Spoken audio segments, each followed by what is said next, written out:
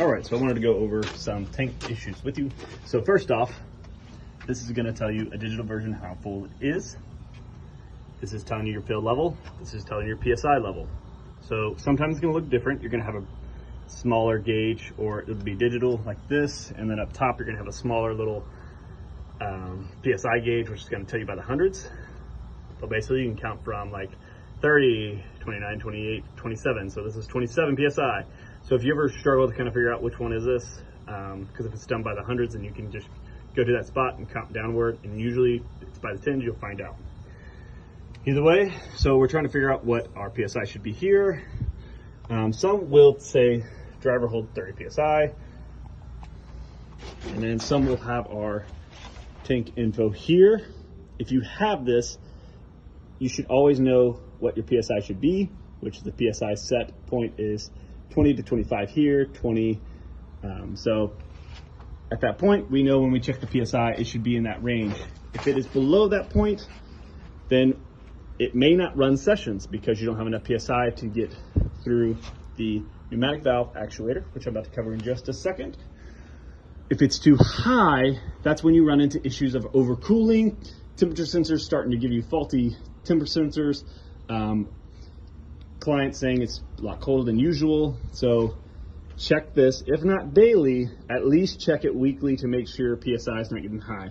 If at any point you have an issue with your Arctic, you will want to check your PSI on your gauge and notify us what that is. That's gonna be the first thing we're gonna ask you what your PSI level is, because that helps us understand your issue. The other thing you wanna check is, if you're not getting nitrogen to the tank, is check your fill level. If you do not have more than 10 on your fill level, you will not likely be able to run sessions. So once we've got past that, say we know we have good PSI, we're golden. If your PSI is too low, so if it's at 19, it likely will not open this, because these are set to be only opened up in two things. One, you have to have power, which this is what's supplying the power to it, and that's by the estop, which is in the Arctic room. That's that red switch you push and pull. So if it's pulled, this is normally going to be warm and buzzing. Right now it is not, but that's okay. But between that getting power and our nitrogen being above 20 to 21 or so, it will open, it'll allow it to open when you pull that e-stop. When you push the e-stop, it lowers that lever or that valve, and it cuts off nitrogen to this point. So at night when you shut down and purge, when you hit the e-stop, it's shutting off right here. And then when you purge, you're purging everything from this line into your Arctic. Meaning the only thing left that has any nitrogen left in it is up to that point, because that's our main fill valve, so we can follow it and go there. A great way to test if you're not getting nitrogen out your Arctic. We've already checked our PSI. We know we got plenty of PSI in it. We know we got plenty of nitrogen in it. So at this point, we're gonna figure out why we're not getting nitrogen.